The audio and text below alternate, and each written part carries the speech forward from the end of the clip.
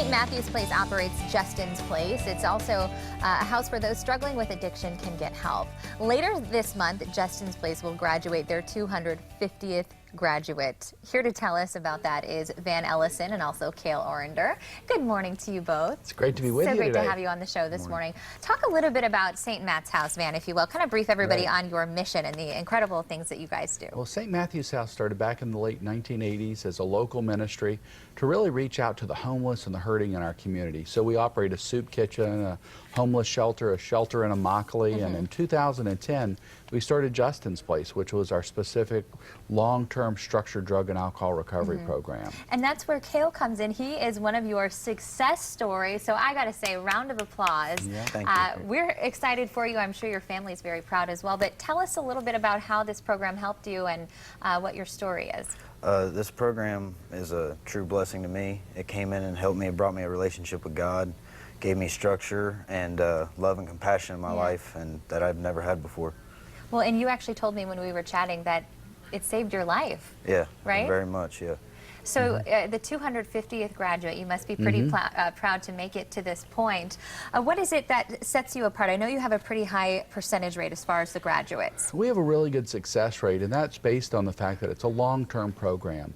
Young men like Cale who come in with an addiction with an early onset, statistically the odds aren't very good.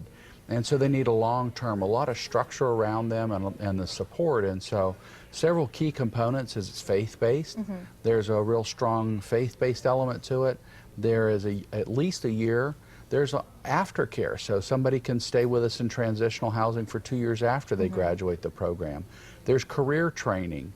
And then we work on family reunification, helping to equip the family to come back together and really be restored. And so it's really about equipping the whole life, not just getting off of a drug, because the heroin epidemic and things like that is just horrible on our streets today.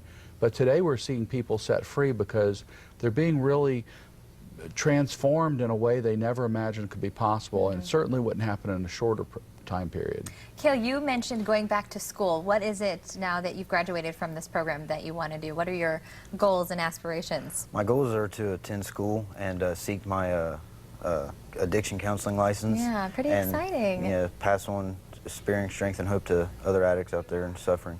Why do you think, what makes you want to share your story with other people in your position? I just feel like I could, truly help someone who came from addiction, who came from a different rough background, that they could relate to me and maybe show them that there is another option out there. Well, I'm excited for you. Again, congratulations. Van, as we close here, why do you think it's important to instill that structure and that stability that they maybe didn't receive from somewhere else? How does that help them?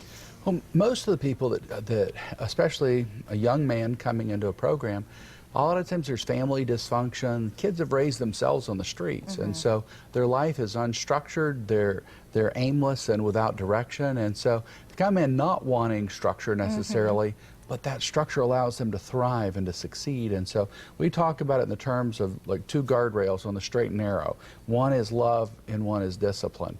Without both of those, the person goes astray. If there isn't love, they don't know that we care about them and that we genuinely believe in them, then they're going to feel the discipline is authoritarian in it and they rebel against it. If they feel just the love and no structure, no discipline, and no setting of limits, they feel indulged and spoiled and they go off base in the other direction. So we want to have that where we take them in as sons and daughters and brothers and sisters. We don't take them in as patients.